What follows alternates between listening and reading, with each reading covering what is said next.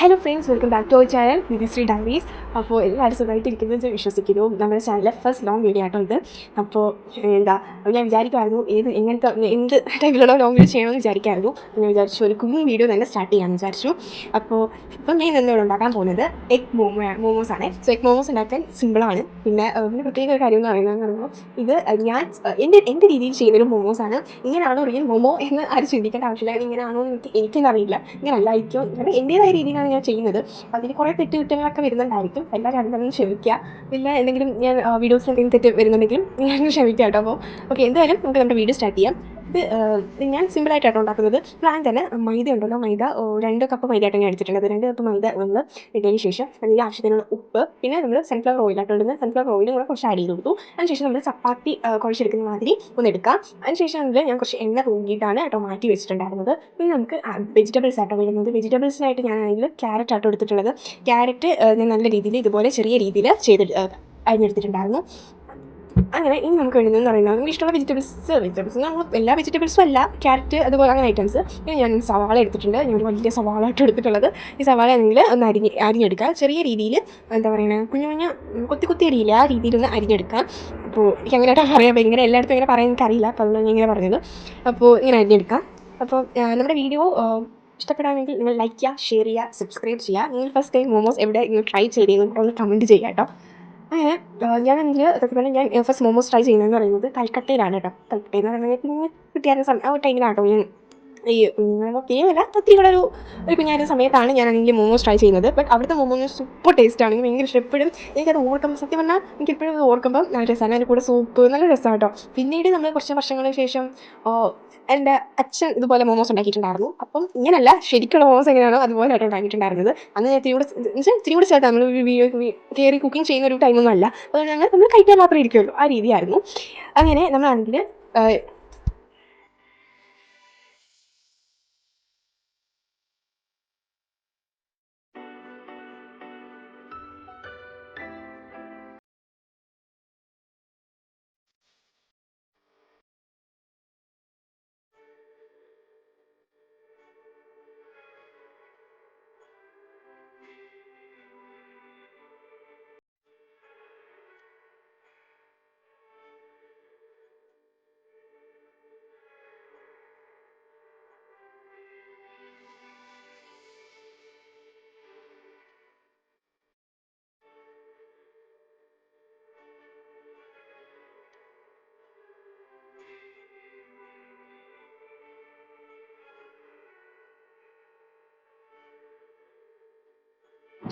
അപ്പോൾ നമുക്ക് ഇതിൻ്റെ വീഡിയോയിലേക്ക് പോകാം. അപ്പോൾ ഞാനാണെങ്കിൽ ഇവിടെ അതുപോലെ തന്നെ ക്യാബേജ് എടുത്തിട്ടുണ്ട്. പിന്നെ ഞാൻ പറഞ്ഞു എഗ് മോമോസാണ് ഉണ്ടാക്കുന്നതുകൊണ്ട് തന്നെ നമ്മൾ എഗ്ഗ് നല്ല കൊത്തി അരിഞ്ഞിട്ട്, അങ്ങനെ പറയുന്നതെന്ന് തോന്നുന്നു, അതുപോലെ അരിഞ്ഞ് വെച്ചിട്ടുണ്ടായിരുന്നു. ഞാനിവിടെ ഒരു മയോണൈസ് ആയിട്ട് ഉണ്ടാക്കുന്നത്.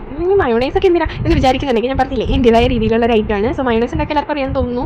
മുട്ട 2 പൊട്ടിച്ചൊഴിച്ചതിന് ശേഷം വെളുത്തുള്ളി, പിന്നെ കുറച്ച് ഉപ്പ്, പഞ്ചസാര, പിന്നെ വിനേഗർ, കുറച്ച് ലാസ്റ്റ് വെച്ച് വിനേഗറായിട്ട് ഒരു സ്പൂണിൽ ഒഴിച്ചിട്ടുണ്ടായിരുന്നത്. അതുകൂടി ഇട്ടിട്ട് നല്ല രീതിയിൽ അടിച്ചെടുക്കുക. പിന്നെ ആവശ്യത്തിന് ഓയിൽ, സൺഫ്ലവർ ഓയിൽ ചേർത്ത് ഒന്ന് അടിച്ച് എടുക്കാം. ഈ ഒരു രീതിയിലായിട്ട് എടുത്തിട്ടുണ്ടായിരുന്നത്. അതാണ് വീഡിയോയിൽ കാണിച്ചത്. ഇനിയാണ് കേട്ടോ പണിയാണിത്. സംഭവം വേറൊന്നുമല്ല, നമ്മളിങ്ങനെ ഇൻസ്റ്റയിലൊക്കെ ആയാലും റീലൊക്കെ ആണെങ്കിൽ മോമോസൊക്കെ ചിലർ ഉണ്ടാക്കുന്നത് കണ്ടിട്ടുണ്ട് കേട്ടോ.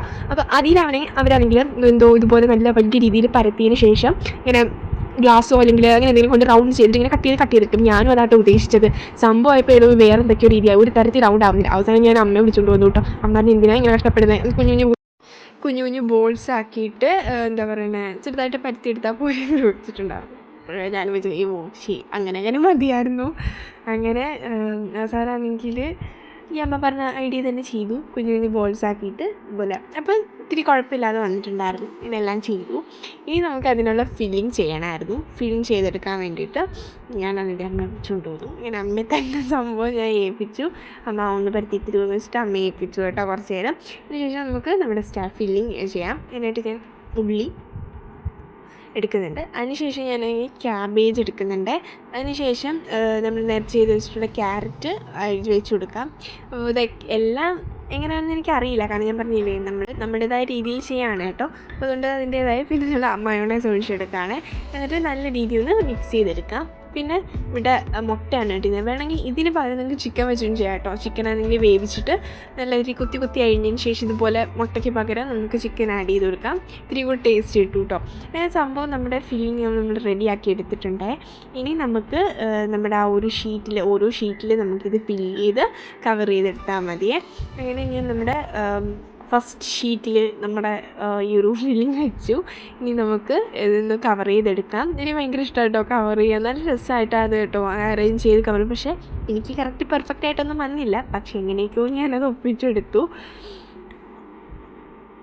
എന്നാലും കുഴപ്പമില്ലാതെ വന്നിട്ടുണ്ടായിരുന്നു. അത് കാണാനും രസമുണ്ടെന്ന് തോന്നുന്നു. എനിക്ക് ഭയങ്കരമായിട്ട് ഇഷ്ടപ്പെട്ടു. അതാണ് ഞാൻ ഇങ്ങനെ കയ്യിലിങ്ങനെ പിടിച്ചുകൊണ്ടിരുന്നത് കുറച്ച് നേരം.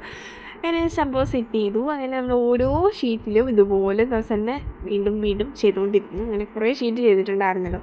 ഓരോ ഷീറ്റിലും ഇതുപോലെ നമ്മുടെ ഫില്ലിങ് നിറച്ച് പൂട്ടി വെക്കുകയാണ്. ഇനി നമ്മൾ നേരെ എന്താ പറയുന്നത്, വെള്ളം ചൂടാക്കിയിട്ട് സ്റ്റീം ചെയ്തെടുക്കുകയാണല്ലോ.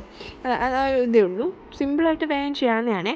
പിന്നെ നേരെ നമ്മൾ നമുക്കിനി സ്റ്റീം ചെയ്യാൻ വയ്ക്കാം. അങ്ങനെ സംഭവമൊക്കെ റെഡിയാക്കി എടുത്തിട്ടുണ്ട്.